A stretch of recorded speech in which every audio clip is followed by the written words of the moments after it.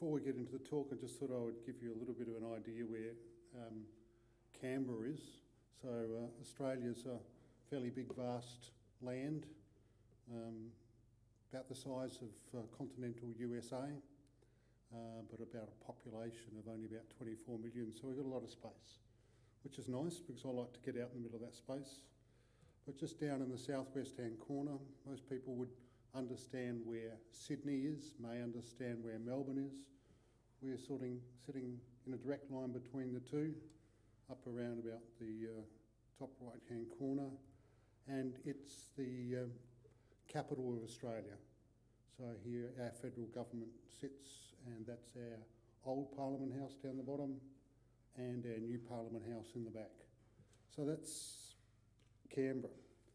Now, that's not what I've come to talk to you about. I've come to talk to you about contrast detail in CT. So an overview of my presentation. We'll look at the background, aims, methodology, results, discussion and conclusions. So where I'd like to start is computed tomography, still a very growing area. In Australia, it is growing and getting up over 20% of the medical imaging examinations, and yet it still constitutes greater than 60% of the radiation dose contributed from medical imaging. So it's a very high radiation dose examination, and I'm sure most of you are well aware of that. And according to a lot of references, radiation dose to patients from CT is still a major concern. So what we're trying to do is a lot of researchers, a lot of clinicians are trying to find and enable high image quality, but achieve a radiation dose to give a diagnosis. So as low as possible, but give a diagnosis. This is known as optimisation. So the process of optimisation has been around for a long time, but there's some recent research that shows that there's still a strong lack of understanding between CT protocols and the amount of radiation dose that is being given to the patient. So one method of optimisation is to start to use CT phantoms. CT phantoms fall into three major categories. They can be used for dose measurement. They can be used for accreditation, acceptance of the CT scanner from the manufacturers. And the area that we're looking at today is image quality, quality assurance. So these phantoms used in this area tend to fall into two major categories. High contrast resolution, so that's looking at the detail in the image, or low contrast resolution. And these are a couple of images from a low contrast resolution CT, showing three different levels of contrast and some different object sizes. And this is high contrast resolution, looking at the detail using line pair phantoms inside the phantom. So CT phantoms are a safe method for image optimisation, not giving any radiation dose to the patient. However, there are no current CT phantoms that offer low contrast detail, or LCD, detectability evaluations similar to methods used in planar radiographic imaging. So what I wanted to do was give you a bit of an overview of some of those planar techniques. So LCD detectability or measurements is used fairly extensively in planar radiography. It uses a low contrast detail phantom with objects with varying sizes and contrast. So contrast detail can be measured as a contrast detail curve, and that's a much older method, but more recently it uses a single value known as an image quality factor, one value to determine what the contrast detail in the image is. I'll give you a little bit more detail about these. So LTCD phantoms can be read either by experts such as radiologists, radiographers, so they can evaluate the image and determine what object they see in the image at a particular level of detail and contrast. Or there's automated approaches. Take the DICOM image and put that into some software, and the DICOM image determines whether that object has got a significant difference between the background, and if it is, then it's visible. So both of these approaches are designed to find the smallest visible object in a column of objects or contrasts. So automatic methods have been proved to be much more reliable than observers, and tends to be the approach that most people are taking using automated software approaches. So here's the image, planar radiography image, a phantom that has got 15 objects ranging from 0.3 millimetres through to 8 millimetres, and a depth, perspex, 1 centimetre in depth, from 3.3 millimetres through to 8 millimetres in depth, providing that contrast. And the automated software comes along, knows where each of the objects are located, to a significant degree will determine whether that object is visible as a contrast compared to the background, and plot these lines and come up with an image quality factor, or an inverse quality factor in this case, and there's an example at 3.02. So the inverse relationship is to be able to give us a number that is increasing as image quality increases. Using this method, it wouldn't do that. So it's just put on in the equation here, where Ci dot d di is the lowest object, is the object in that column that is visible, and then that is calculated, summed, to be able to give us the image quality factor. And just some examples of some work my group's done, just looking at varying different KVPs and MASs and giving different image quality factors. So we're able to determine, in this particular case, this is the highest image quality factor. And here's an example with the phantom, which is 1 centimetre of perspex placed in 20 centimetres of perspex to simulate a abdominal thickness in terms of attenuation. So no CT phantoms use this low contrast detail evaluation method.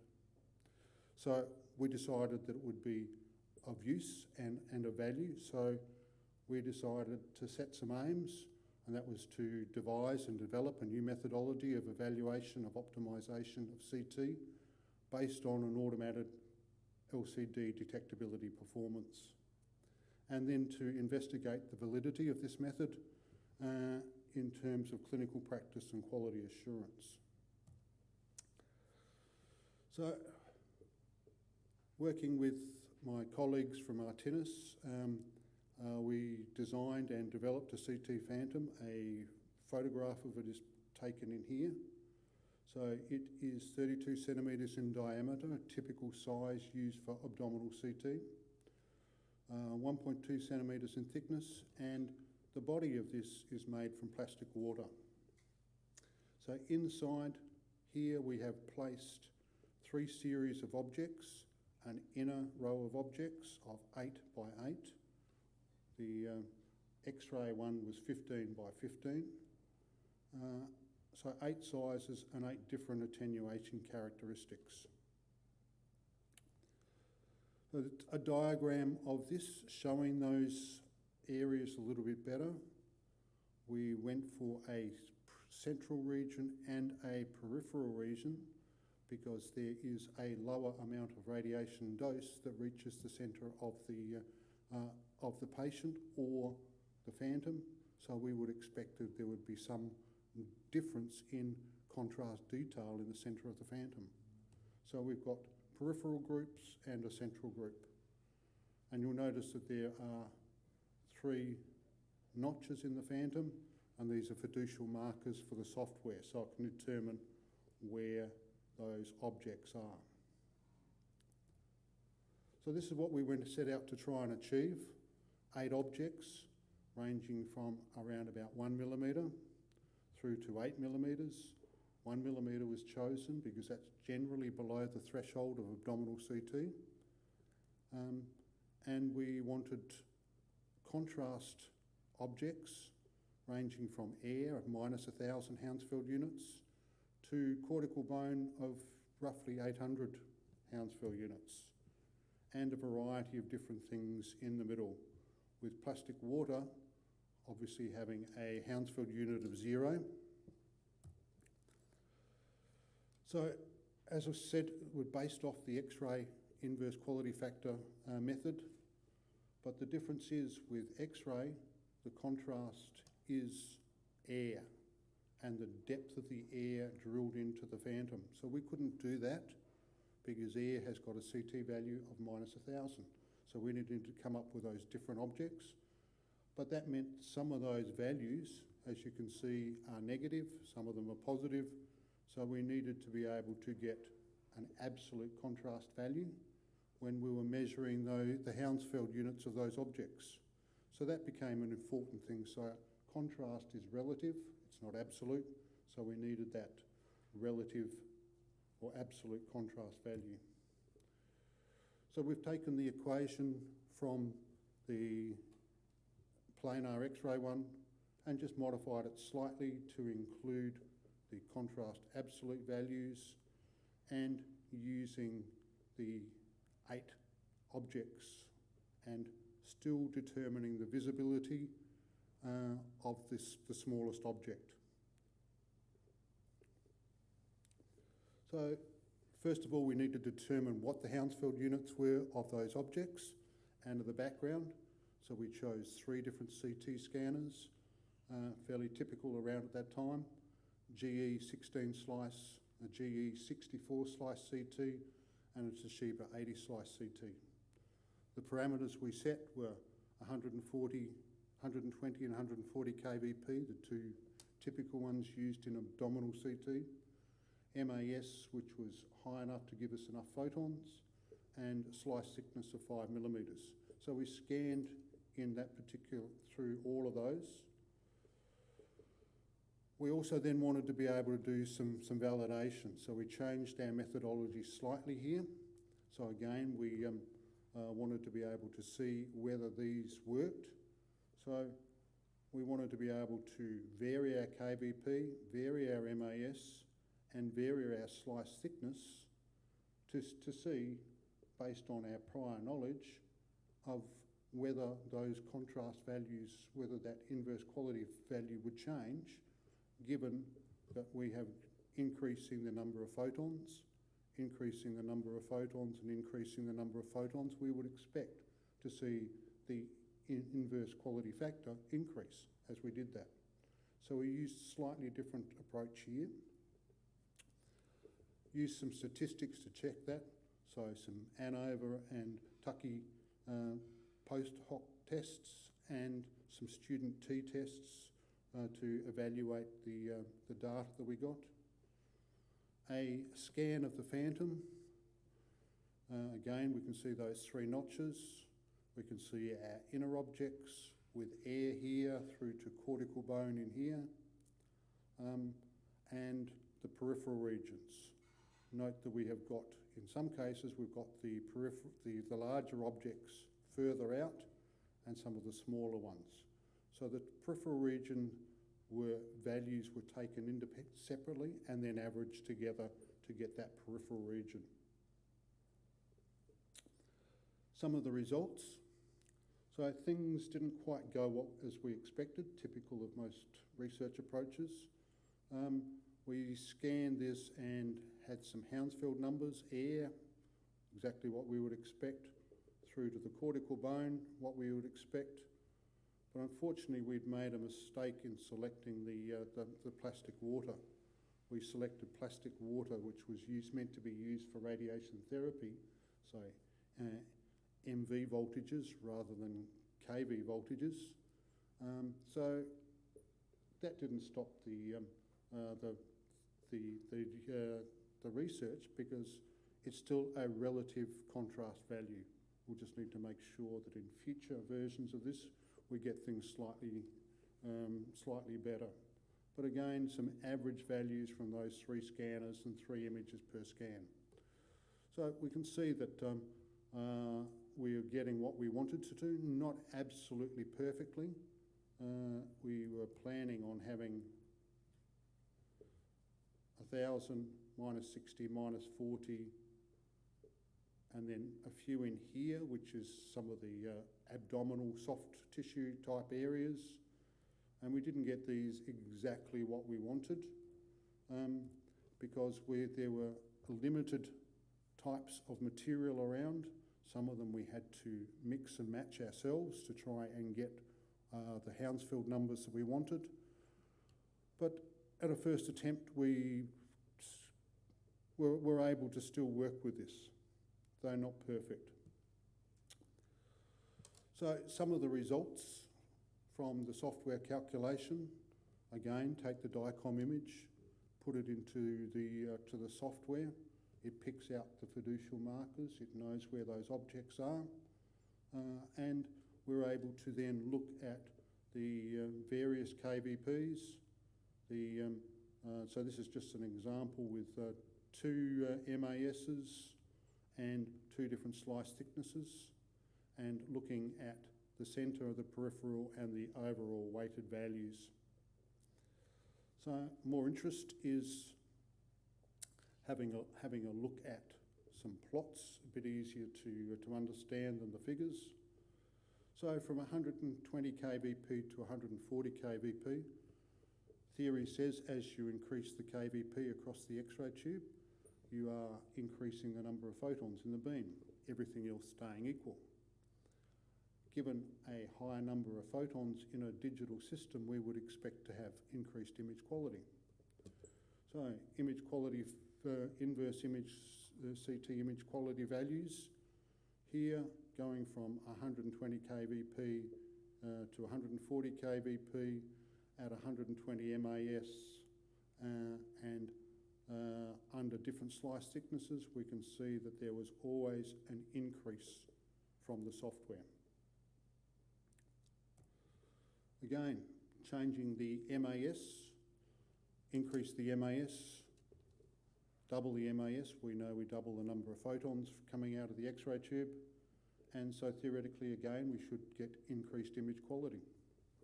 So again, this is agreeing with theory. On every single case, we were able to increase the inverse quality factor. Slice thickness, going from thinner slices to thicker slices, and we are using more of the detector or joining a thinner slices together to average out the noise. We would expect to see an increase in image quality.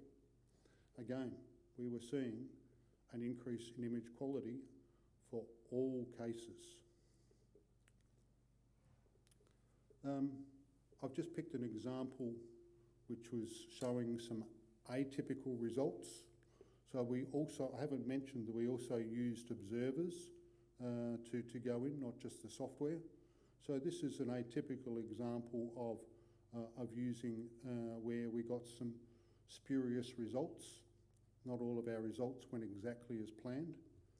So in the outer area versus the central area, outer area in CT gets a higher dose, we would expect to see higher image quality. With the exception, and this is the observers' results, in 3 cases, the outer region showed higher image quality factor than the central region, with the exception of one case, which was our lowest dose case. So 100 MA, 1.25 millimetre, we would expect to get less photons. So there is no significant difference between these two statistically, but it does show that there is a slight increase between the two. So statistically, no significant difference, but on an observation, we can see that there is a slight opposite effect that we were getting. So everything's not quite going exactly as we planned. However, when we increase the KVP, increase the MAS, increase the slice thickness, our CT inverse image quality factors increase, exactly as theory predicts it should. So there's a general agreement in these changes. Due to, as we increase those, we increase the number of photons. Increase the number of photons in a digital system, we increase the image quality, decreasing the signal to noise ratio. So as we've discussed, the peripheral or outer region receives a higher dose. There should be a corresponding increase in inverse quality factor. However, we saw that in one case that wasn't the case, but it wasn't significantly different. And we put this down to being at a noise level. And maybe the software is not perfect. The fiducial markers are fairly large. Maybe they're not quite perfectly aligning and picking out that object. So there's still some work to be able to be done in the software evaluation. So there's still a few things that we need to be able to do. So we have developed a automated method in CT to detect low contrast detail. And so that's giving us a means now of being able to use this to measure image quality. No other phantom goes below the threshold value of 1 millimetre. So we needed to make sure our objects were smaller than that. We may consider going a little bit smaller now. So we can get an even better range. We might increase the number of objects in the next iteration. So the new Phantom is going to have some design consideration changes along those sort of lines. We want to increase it rather than an 8 by 8. We think we'll go up to a 10 by 10. And then just have a Phantom which is focusing on the central area, another section of the Phantom which is focusing on the peripheral region. We'll select a wider range of KVPs, MASs and slice thickness and extend that out even further. And extend this across a greater range of CT scanners. So we still expect that we will get results that comply. We may need to make some further modifications as we go through. So there were some issues in our work. We somehow selected the wrong plastic water, and that gave us an issue of not having some background at 0. But again, it's a contrast we were measuring, not absolute values. So it wasn't a huge issue in terms of that. So we'll make sure that we've got that right. As I said, we want more objects in there, in the Phantom. At least a 10 by 10, I think, will give us a better determination of the inverse quality factor. We want to make sure that we get the objects closer to exactly what we predict we want. CT is very good at low contrast detail, and so we want to be able to make sure that we focus in around the water, the soft tissue, the fat areas, which is mainly where CT has got its strongest use, rather than looking at high contrast objects of air and bone. So that's where we need to make sure that we have got objects in that area, and we want to get them pretty close to spot on that area. If we want a object at 10 Hounsfield units, we want to make sure that it's close. So we need to be able to do some work in that area. We need to make sure that we've got the fiducial markers more accurate, so that the software can come in and determine the locations of those objects to a higher degree of precision. And the other thing that we want to be able to consider is CT is not just a two-dimensional imaging system. CT is multiplanar, and we want to be able to make sure that we can scan this phantom in and use it and reconstruct the images in a multiplanar situation, and to be able to get evaluation of low contrast detail in multiple planes. All right, so thank you for listening to my talk.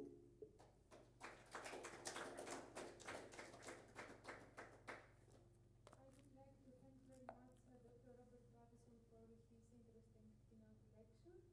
Are there any questions from the audience?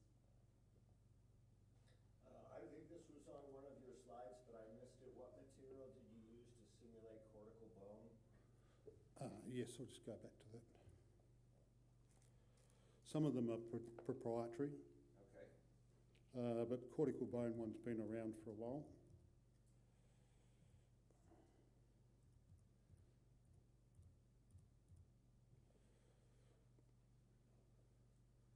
Basically a Teflon. Okay. Do you know what type? Not off the top of my head, I'm sorry, I'd have to go back to pull out my data. Okay. And then the one other question, you were doing single slice, so not in helical. So We did both helical and axial, single slice axial. Did you stick with the manufacturer's standard number of projections per rotation? Yes.